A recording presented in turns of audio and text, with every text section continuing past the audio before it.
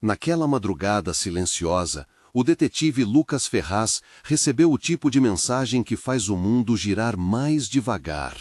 Um envelope envelhecido, sem nome, sem sinais, apenas deslizado sob a porta como se alguém tivesse fugido logo após deixá-lo ali. Ele o abriu sem imaginar que estava prestes a descobrir algo que transformaria toda a sua existência. Dentro havia uma única frase escrita à mão, como um sussurro vindo do passado. Você está mais ligado ao sequestro do bebê do que imagina. E junto dela, uma foto antiga, borrada, mostrando uma mulher carregando um recém-nascido enquanto olhava por cima do ombro, como se fugisse de alguém invisível. O coração de Lucas apertou. Ele conhecia bem aquela história. Era o caso mais obscuro e doloroso dos arquivos da polícia. O desaparecimento de um bebê na maternidade São Miguel 3 décadas atrás. Um mistério congelado no tempo. Até agora. Ele se levantou devagar, ainda com os olhos presos na imagem. O recém-nascido enrolado num pano áspero, a mulher encapuzada, o corredor iluminado por lâmpadas frias. O caso que atormentara gerações de investigadores parecia, pela primeira vez, se abrir diante dele. E é aqui que eu peço, de forma bem gentil, se você gosta de histórias cheias de reviravoltas como esta, deixa seu like e se inscreva no canal. Isso ajuda demais essa narrativa a alcançar mais pessoas. Agora, voltando. Lucas virou o verso da foto. Outra mensagem o aguardava ali. Procure onde tudo começou. Ele não hesitou, pegou as chaves, respirou fundo e saiu. A direção era clara, a maternidade São Miguel. Abandonada, destruída pelo tempo, esquecida como se ninguém quisesse que aquele lugar fosse lembrado. A fachada estava tomada pelo mato. O vento entrava pelas janelas quebradas, fazendo portas baterem ao longe. Lucas percorreu o corredor principal até chegar à ala neonatal. O chão rangia, o ar carregava o cheiro de mofo e memórias. No fim do corredor, encontrou uma caixa de metal corroída. Dentro dela havia documentos antigos, prontuários embalados em plástico, e entre eles um dossiê lacrado com fita vermelha. A etiqueta dizia, Caso 17B, Gabriel Monteiro. Gabriel, o bebê sequestrado. As mãos de Lucas tremeram. O prontuário estava incompleto, páginas arrancadas à força. Mas algo chamava mais atenção. Um fio de cabelo embrulhado cuidadosamente num plástico transparente, colado na contracapa, como se alguém quisesse que ele o encontrasse. Lucas guardou o material e passou os dias seguintes mergulhando no caso. Revisou depoimentos antigos, relatórios esquecidos e recortes de jornal. Aos poucos, uma história muito maior começou a emergir. Uma história que parecia cercar a vida dele. A única testemunha da época ainda viva era uma enfermeira idosa chamada Teresa. Ele foi até a casa dela. A porta se abriu devagar, revelando uma senhora de olhar cansado, mas lucidez aguda. Ao ver o distintivo, ela não demonstrou surpresa. Era como se esperasse por aquilo. Você veio pelo bebê, ela disse, com a voz baixa. Lucas assentiu. Ela o convidou a entrar. A sala tinha cheiro de café e fotos antigas espalhadas pela estante. Teresa respirou fundo, fechando os olhos por um instante. Eu tentei avisar na época, mas ninguém quis me ouvir. Eu vi quem levou o bebê naquela madrugada. Lucas inclinou-se para frente. Quem? O olhar dela encheu-se de lágrimas. Não foi um sequestro comum. Era um casal que parecia desesperado, mas não agia sozinho. Havia um homem com eles, um médico da maternidade. Ele organizou tudo. Disse que aquela criança precisava desaparecer. O ar ficou pesado. Por quê? Lucas perguntou. Teresa o encarou. Porque o bebê era fruto de um relacionamento proibido.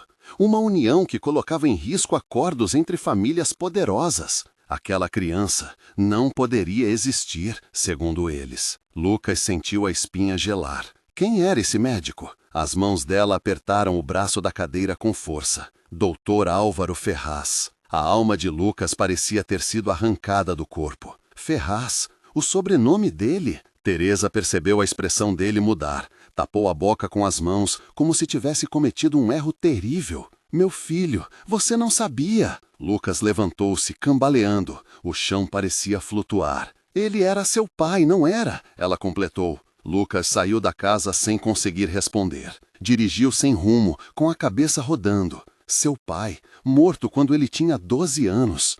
O homem que ele venerava, envolvido no sequestro que arruinara uma família. Depois de dias sem dormir direito, ele enviou o fio de cabelo para análise. Queria respostas, ou temia por elas. Quando o laboratório o chamou, seus passos pareciam mais pesados que o próprio mundo. Entrou na sala. A perita deixou o envelope diante dele. Tem certeza que quer abrir? Ela perguntou. Ele abriu. E sua vida se partiu ao meio. Compatibilidade genética, 99,98%. O material pertence ao mesmo indivíduo testado. Lucas ainda segurava o papel quando sentiu o corpo fraquejar. O bebê sequestrado. O bebê procurado por 30 anos. Era ele. Uma mistura de raiva, dor e incredulidade tomou conta de cada fibra do seu ser. Sua infância sem fotos, as histórias vagas sobre sua adoção, a sensação constante de não pertencer, tudo começou a fazer sentido. Mas ele precisava saber mais. A investigação o levou ao escritório de Henrique Ferraz, seu tio político, um homem frio, influente, que sempre orbitava a família como uma sombra elegante demais para ser confiável. Henrique não se surpreendeu ao vê-lo. Finalmente descobriu, disse com um sorriso lento. Lucas lutou para manter a calma. Por que fizeram isso comigo? Henrique cruzou as mãos sobre a mesa. Porque seu nascimento colocava em risco acordos que sustentavam famílias inteiras. Você era inconveniente, uma ameaça. Lucas cerrou os punhos. Eu era um bebê. Henrique sorriu de canto. Bebês crescem, e crescem perigosos quando têm sangue que não deveriam ter. Quem são meus pais biológicos? Lucas exigiu, mas o olhar do tio ficou sombrio. Essa resposta pode destruir mais vidas do que o imagina. Você imagina? Já destruíram a minha, Lucas respondeu. O silêncio que se seguiu parecia anunciar guerra. Nos dias seguintes, mais documentos começaram a chegar anonimamente. Recortes, assinaturas, fotos escondidas por décadas, tudo apontando para uma única direção. Alguém estava ajudando Lucas, alguém de dentro da própria teia de corrupção. Então, outro envelope chegou, desta vez sem enigmas, apenas um endereço. Lucas foi até lá. Era uma casa simples, com jardim mal cuidado e cortinas fechadas. Ele bateu. A porta se abriu devagar. Uma mulher de cabelos grisalhos o encarou com olhos que pareciam reconhecer algo que ele próprio não sabia expressar. As lágrimas dela vieram antes das palavras. Eu esperei por você durante 30 anos. O mundo de Lucas silenciou. Você é minha mãe? Ele perguntou, com a voz trêmula. Ela segurou o rosto dele nas mãos, como se temesse perdê-lo de novo. Eles me disseram que você morreu logo depois de nascer. Eu enterrei um caixão vazio e nunca mais fui a mesma. Os dois choraram. Choraram o tempo perdido, as vidas manipuladas, o amor roubado. Ela contou tudo. O relacionamento proibido com um homem poderoso, a gravidez escondida, a ameaça da família rival, o médico que ordenou o desaparecimento do bebê, a troca do corpo, o segredo que a obrigaram a carregar sozinha. Lucas sentia-se implodir e renascer ao mesmo tempo. Naquela noite, depois de tudo, Lucas caminhou sozinho pelas ruas quase vazias da cidade. As luzes dos postes desenhavam sombras longas no asfalto, e cada passo parecia ecoar dentro dele como uma pergunta sem resposta.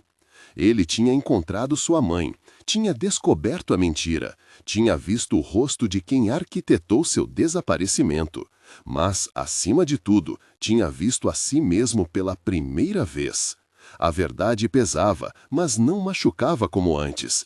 Era um peso diferente, o peso de finalmente existir. Lucas parou na ponte que atravessava o centro e olhou para a água escura lá embaixo. O vento frio tocou seu rosto, como se quisesse lembrá-lo de que o tempo continuava, mesmo quando a vida mudava de direção. Ele percebeu que a pergunta mais importante não era «Por que fizeram isso comigo?». A verdadeira pergunta era «O que eu faço com a verdade agora?».